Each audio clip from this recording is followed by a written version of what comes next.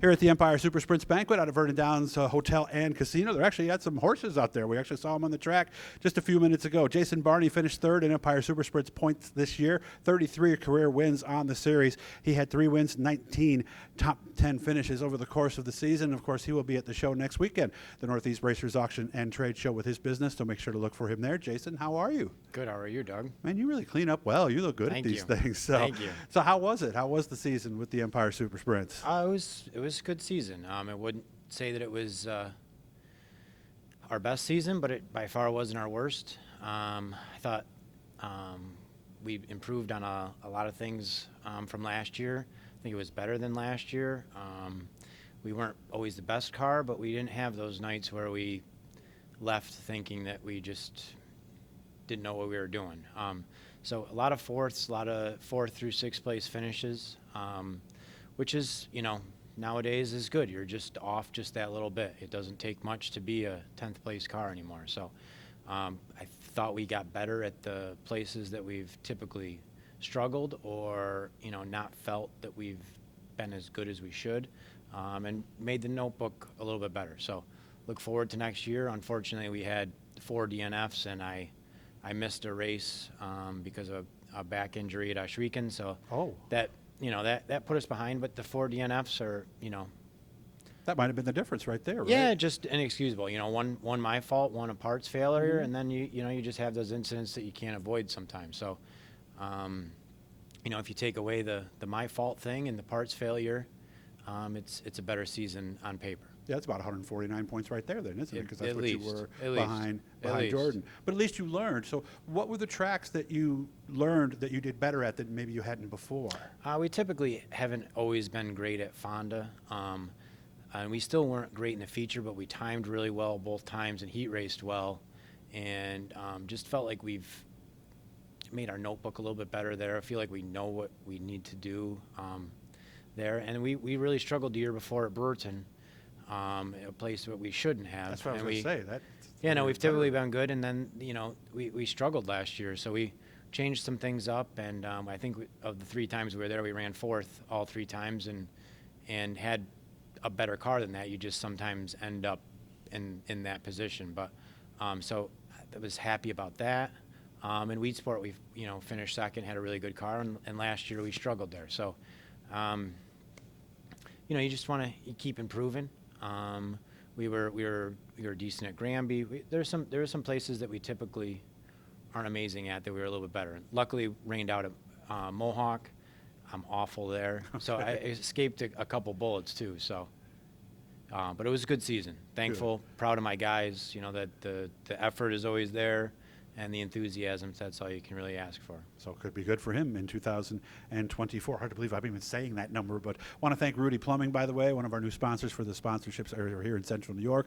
Whether it's a 2 a.m. emergency, a sewer or drain cleaning, or even something just like a new faucet, make sure to look for Earl, 31 and 57, local guy too, so he knows what's going on in this area. So as we look at this, I'm looking at the numbers and everything like that. Outside of those others, what else do you take away from the 2023 season? It comes down to execution. It's just really what it is. Nowadays everybody has great equipment, and we have a pile of great race teams and race drivers. So it just really comes down to what you do during the race night is your decisions off the racetrack and the decisions you make on the racetracks. And there was just a lot of times I left the racetrack and just felt like I either didn't do a good job driving the race car or I just didn't do a good job with the decisions to make the race car good for me. And that's how you end up, with a 4th or a 5th or a 6th place car. And it comes down to execution.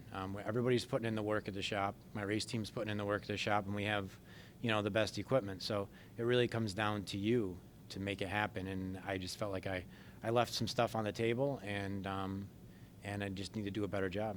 And let's look at the field. I mean, I'm looking at the drivers in here. I mean, there were years when maybe only 2 or 3 or 4 drivers were really dominant, but there was a lot of guys really, maybe like even 10 that were dominant on any given night, weren't they? Yeah, we had 16 different winners. Wow. So, and you have Paulie with 4 wins. He didn't run much either. The most. So you've got, Sean with the 1 win, I think, and he had a great season. You had Jordan who's a champion with 2 wins. So it's extremely hard for any driver or any race team to dominate nowadays. It's just the field is so strong, and you know, the race teams are so close and competitive that it's going to be really hard to see you know, somebody rattle off a 7-8 win season like, you know, Steve has done in the past, and Okay. like Danny did last year. Okay, we're losing our prop in the background. Doug Emery has to take that with us. So, so I'll see if I can find something else when I get in there to make it look like that. So, show coming up, Northeast Racers Auction and Trade Show is coming up very soon. Your business, of course, will be there. Yeah, that's you know, it's important to us. I think it's important to the racing community and to Jeremy, obviously, and the show for everybody to support that, and it's important to us to get there and put our best foot forward and to see all of our customers and, you know, represent our product, and not only our product, but the brands that we endorse and sell in our speed shop, and put our best foot forward and this, you know, see what we can do and improve our business and also provide a good service and a good product to our customers in 2024. And of course, you deal with a lot of new folks, whether they be from a modified or even like a 305, for example. So what are the biggest things you tell these people when they get ready for that 360 season? Because obviously it's more than just selling the parts. Probably more of the service, I think, is probably advice that you give them.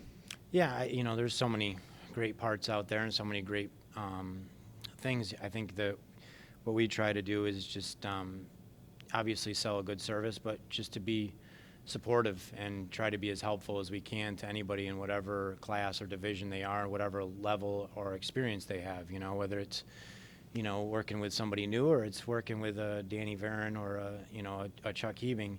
You still want to try to make them better because they're going to make you better, and you want to just try to be as knowledgeable and as helpful as you possibly can. You know, it's you forget after racing as long as I have, how there's a lot to learn, you know, a lot of things that you easily forget about, that to a new person you don't realize that they don't know. So you want to try to be just as helpful and as and make them as happy and as comfortable getting into the season as they can, and that comfort, you know, usually helps with their confidence, and confidence in racing is huge. So when you're at the track, do you get a lot of, because I know like Peter Bicknell, for example, with modifieds, half the time he's at the track, he was talking to people about and helping other people. Is that you at the track too? Yeah, my job at the racetrack is to, you know, have our customers be as happy and successful as possible. I have a race team that takes care of my race car and make sure that our personal race car and race team is successful, and then my job there is to, you know, kind of, you know, get with the guys and get with the people that, you know, support us and try to make everybody as happy as they possibly can.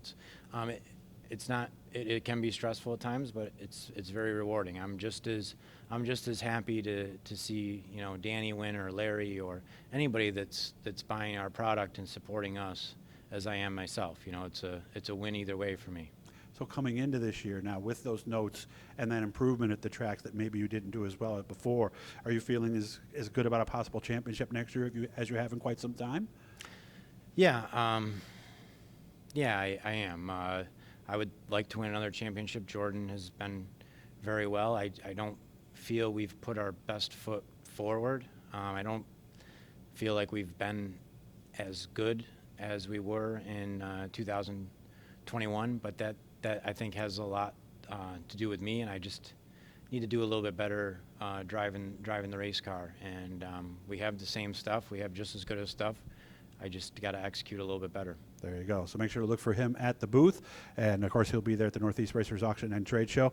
Jason, as always, I appreciate your time. Congratulations on another winning season. Thank you. And who knows, maybe you'll be the first one that I get when I'm back here in 2024. Thanks again, man. Fun. Appreciate it. Thank you.